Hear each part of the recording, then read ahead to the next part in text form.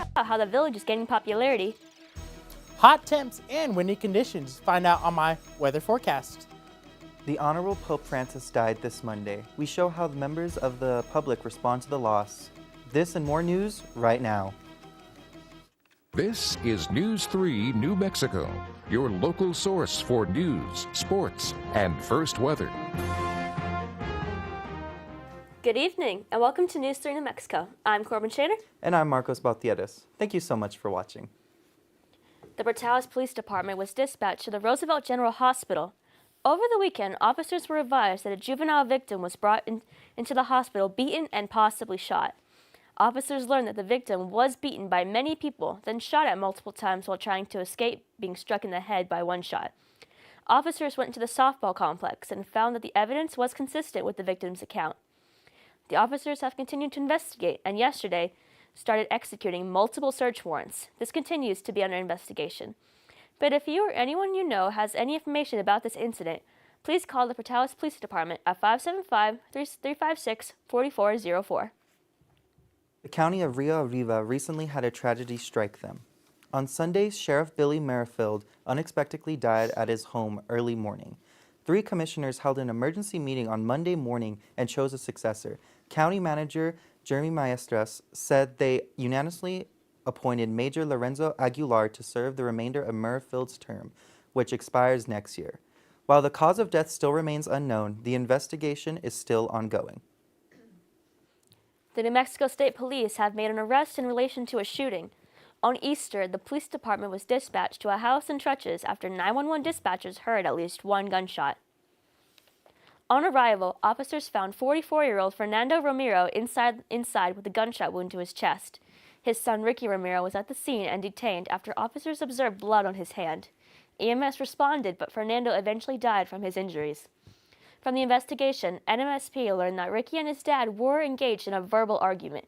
At some point, Ricky armed himself and fatally shot Fernando and has been charged with second-degree murder.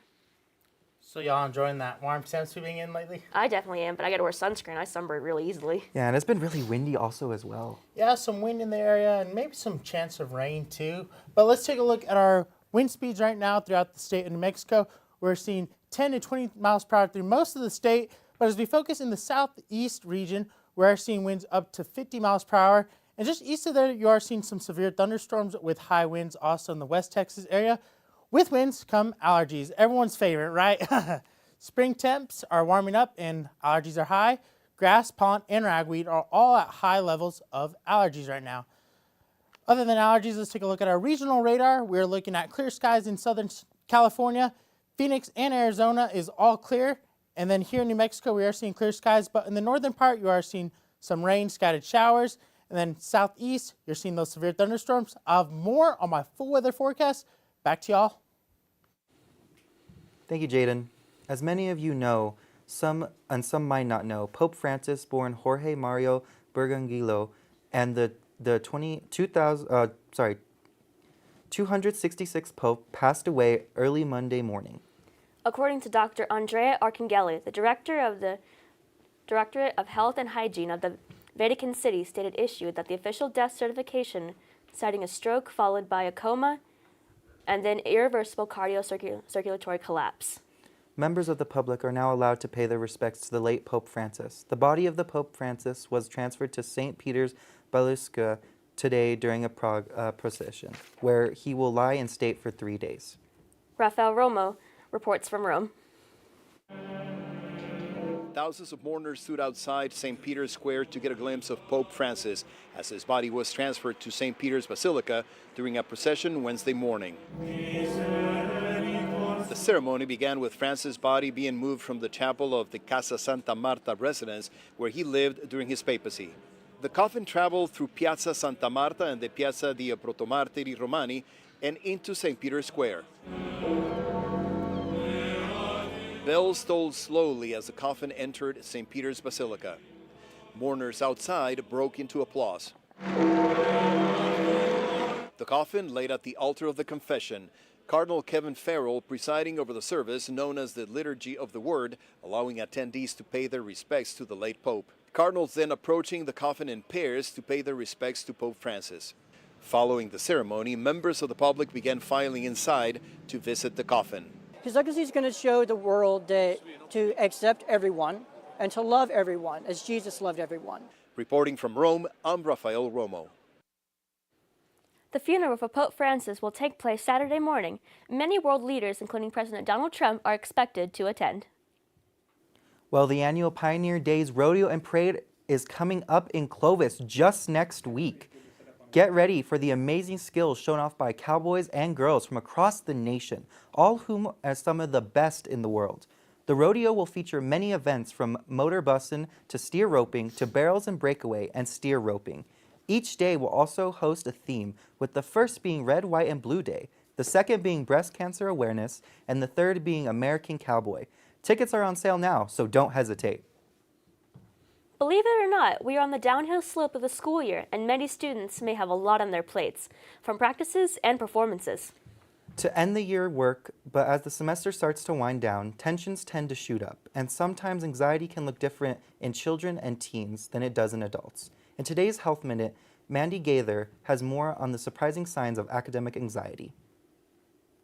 From end-of-semester projects to finals, tests, and quizzes, this time of year can feel a little overwhelming. For a lot of kids, it can feel immensely stressful. Licensed therapist Jody Baumstein with Children's Healthcare of Atlanta says academic anxiety can have some surprising signs in students. They may start to procrastinate in the morning, try to miss the bus. They may skip class, talk back to teachers, or they may not be able to complete assignments. Baumstein says these signs may seem like behavioral issues, but that's not always the case. We really want to get curious about what they're communicating and make sure we're getting to the root, because for some kids, it's actually anxiety. That starts with opening up a dialogue with your child. Baumstein says to ask open-ended questions and listen to understand, not just to respond.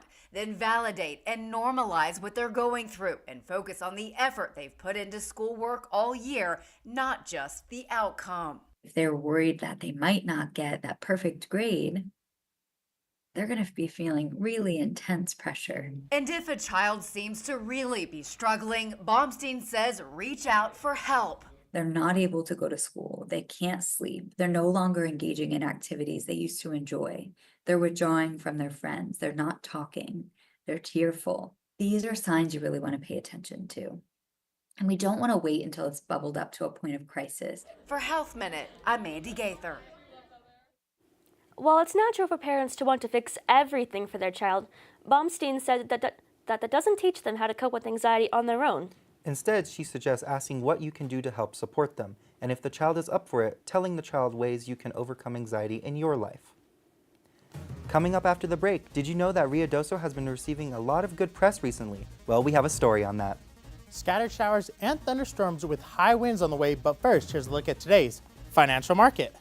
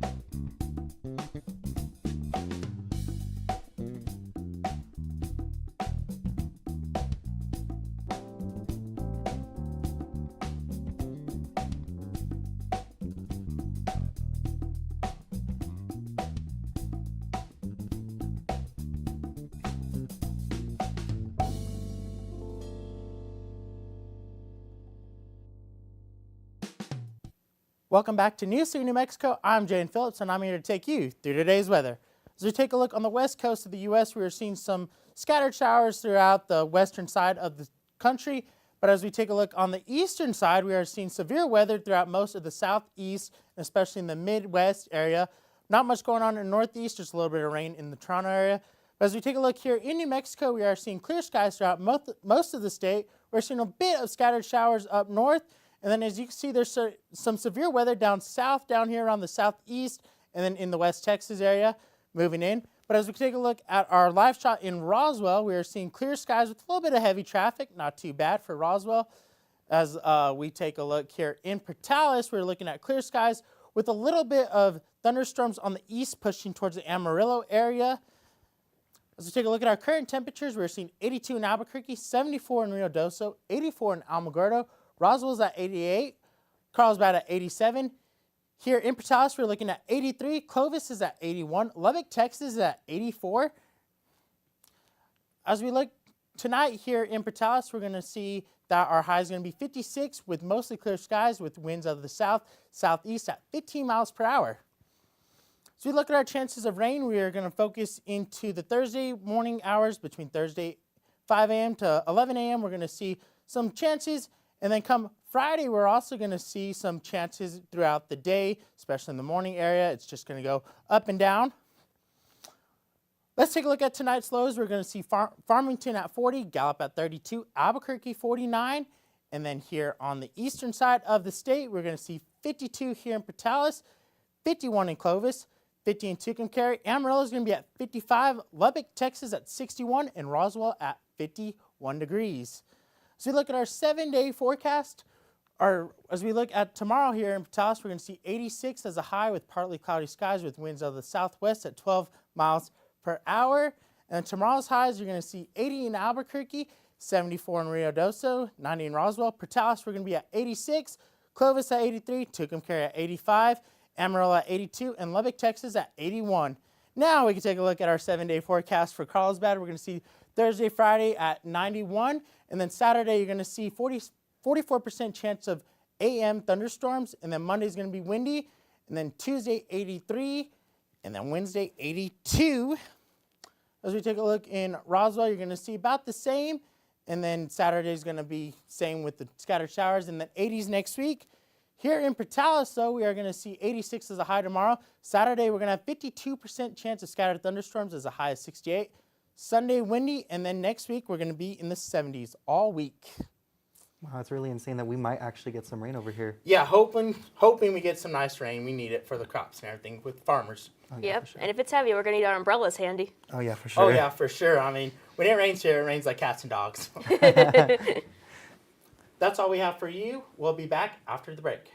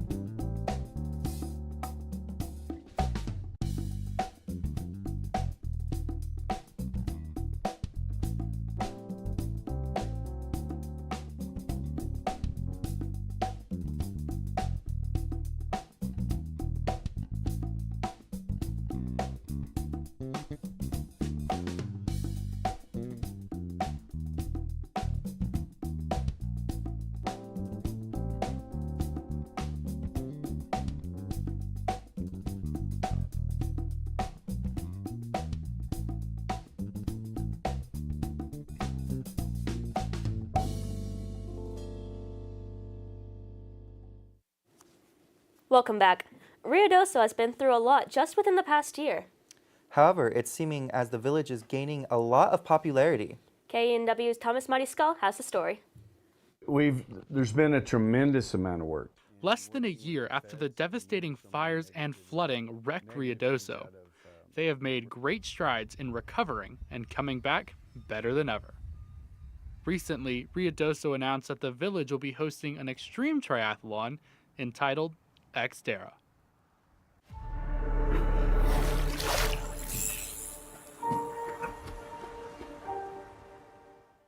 A few weeks later, USA Today announced that Ruidoso has been named as the best town in the country for small town cultural scene. Now, Ruidoso has announced the next big achievement. They are hosting the Ironman.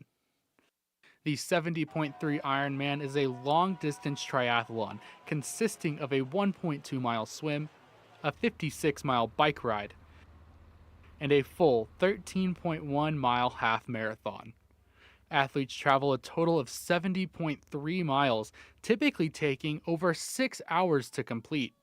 This now marks the second triathlon to be announced that will take place in Ruidoso. We sat down with Lynn Crawford, the mayor of Ruidoso, about what it takes to earn the right to host these events and what it means to the community. Outdoor recreation and it promotes those things. Everybody, you can go anywhere and sit in a room and look at your phone. I mean, that's universal all over the world. You can do that. But when you see what nature's given us here, the beauty that we have, and bringing people to this community for them to enjoy it as well. Yeah. We're expecting an overall impact just from the Ironman event, of upwards to around $12 million. And it gives or takes depending on the models. And that's encompassing everything from hotels, short-term rentals, the cleaners, the grocery stores, and of course, our food and beverage establishments as well. One of the things that we're blessed with is just the beauty that we have here with the mountains, the cool pines, the wildlife that's here, the outdoor activities, whether it's hiking, golf, fishing, whatever. There's just a lot of outdoor activities, and it's really nice when you have a periodical like the USA Today that actually notices that people have thought enough about us to nominate us, and that people actually looked at it. And so it's quite an honor to have that. And it just shows that we have a great marketing team. For KENW News 3 New Mexico, I'm Thomas Mariscal. You can see the highlight exhibition of the Xterra Marathons this August. And then both of the Xterra and Ironman triathlons next year at differing times. Coming back to the break, Lorenzo will have his full sports report for you, including a look at the now championship-winning Valorant team for ENMU, so stay tuned.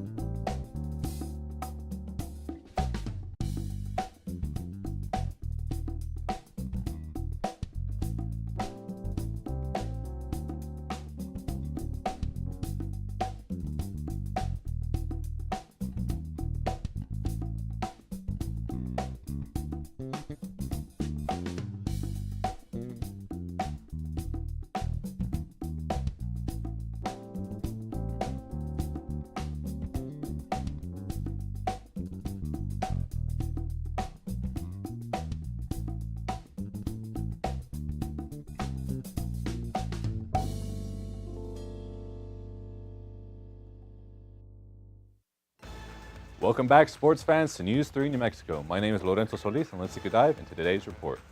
Kicking off today's report is esports, and ENMU took the win against Arizona 2-0. And they do find one. The paranoia coming out from Guppy is going to... Starting off with the first game, ENMU chose the map, however, it was not to their advantage. That first half was rough, with ENMU being down 4 rounds going into the second half. However, ENMU made this comeback at the second half, not losing a single round and winning the match. Now on to game 2. The University of Arizona chose the map this time around, and man, was the first half electric. ENMU only lost 2 rounds, making the score 10-2 into the first half. However, after a rocky start to the second half, losing round 1, ENMU came back and won the next 3 rounds, taking them to victory and winning the championship. With this being the last for the ENMU Valorant team, there's no better way to end the season than with a perfect score. Congrats to those who participated, and I'm excited to see the Hounds compete next year. Shifting bases, we're talking about MLB, and wow, did the rankings change quite a bit since last week. The New York Mets made a huge leap to first place in the overall rankings, with their win-to-loss ratio being 18-7. In close second are the San Diego Padres at 17-8, with the top spot being taken. Hopefully, we can see the Padres make a climb back to the top. The LA Dodgers have a foothold on the 3rd overall spot, being 16-8. The San Francisco Giants in 4th with a 15-9, and in 5th are the Arizona Diamondbacks. And man, did they make a huge climb from being at the bottom of the overall leaderboard, now ranking 5th overall. I'll keep you updated as the season continues. On to the next story is track and field. Now, last week I talked about the women's team and their outstanding performance at Joe Meeker Classic. With there being only 2 days left until the Don Kirby Twilight meet, both men and women's team have some fierce competition, with the universities across the state racing to compete at UNM. That being said, the Greyhounds also have SPC Texas invite after the Lone Star Championship will be underway for the Hounds, and I'll report on the results next week. That's all the sports I have for today, but don't worry, we'll be back with Corbin and Marcos right after the break.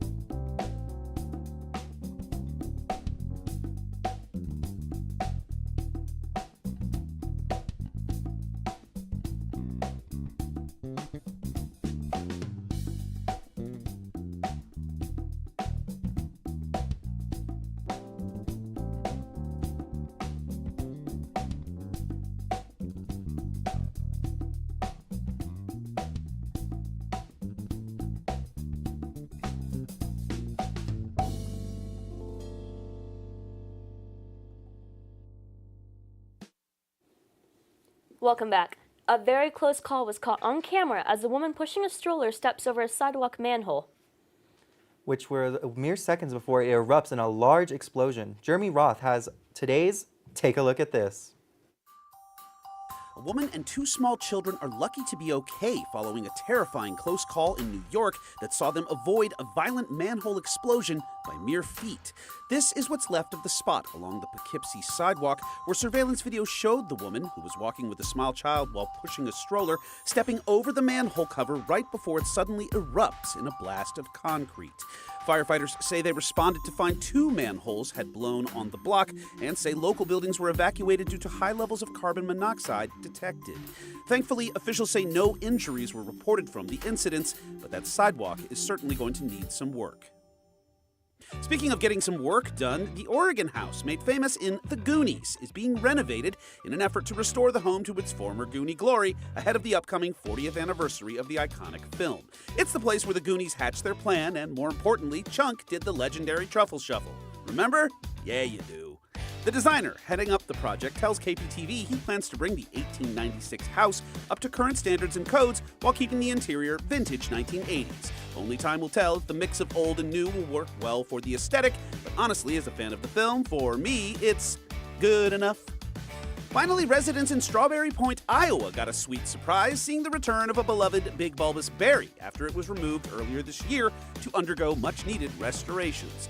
The 15-foot sculpted strawberry was juiced up with a fresh coat of paint before being returned to its perch overlooking downtown.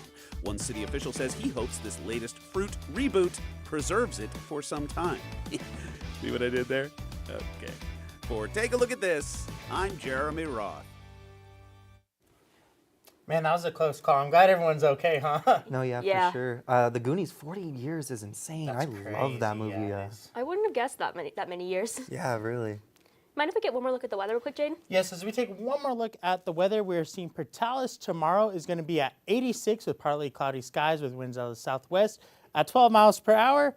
So we take a look into Carlsbad, or Santa Rosa, my bad. We're looking at Wednesday, Thursday, 80s, and then Friday at 73. As we take a look at Roswell, we're going to see 88, 87, and 87. And then here in Portales, for the weekend, you're going to see 87, 88, and 89 with clear skies. Well, that's the news we have for you guys tonight. We hope to see you next time. Thanks for watching.